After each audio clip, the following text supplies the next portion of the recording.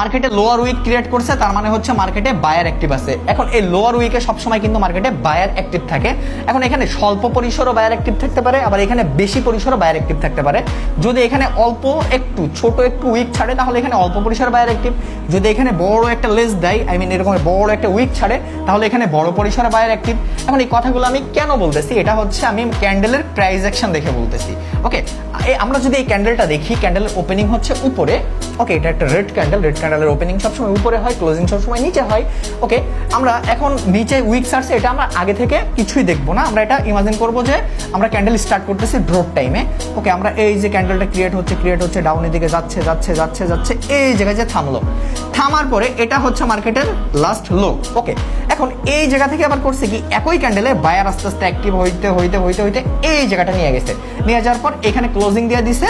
তার মানে এটা আমাদের একটা রেড ক্যান্ডেল ক্রিয়েট হয়ে গেল। রেড ক্যান্ডেলের ওপেনিং সবসময় উপরে হয়, ক্লোজিং সবসময় নিচে হয়। এখন এই যে লোটা ক্রিয়েট করলো, এই যে গ্যাপটা কিসের জন্য ক্রিয়েট হয়েছে?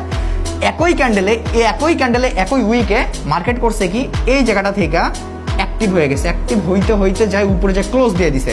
তখন এই যে গ্যাপটা ক্রিয়েট করছে, এই গ্যাপে হচ্ছে আমাদের বায়ার অ্যাক্টিভ। বায়ারই তো এই গ্যাপটা ক্রিয়েট করছে, তাহলে কি এখানে কি অ্যাক্টিভ থাকবে? বায়ার অ্যাক্টিভ থাকবে না। মার্কেটের ক্যান্ডেলের প্রাইস অ্যাকশন আপনারা কি বলতেছে, ক্যান্ডেল এখানে রেড করার ট্রাই করছিল, ওকে ফাইন করলো, এটা হচ্ছে লাস্ট লো। এখন সেম ক্যান্ডেলে বায়ার অ্যাক্টিভ হয়ে উপরে যে ক্লোজ দিয়ে দিছে।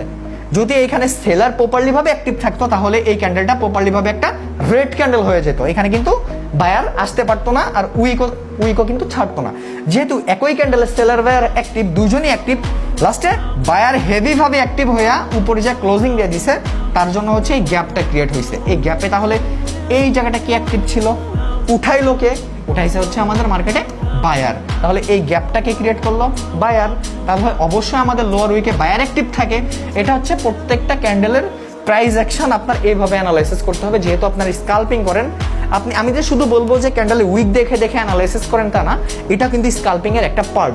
আর ওভারঅল যদি আমরা এই ক্যান্ডেলটা দেখি, এটা কোন ক্যান্ডেলস্টিক প্যাটার্ন?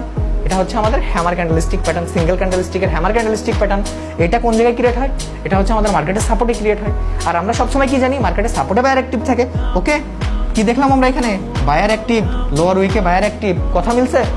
ক্যান্ডেলস্টিকও বলতেছে সাপোর্টে হচ্ছে যখন হ্যামার ক্যান্ডেল হবে, তখন মার্কেট আস্তে আস্তে আপের দিকে পাম্প করবে।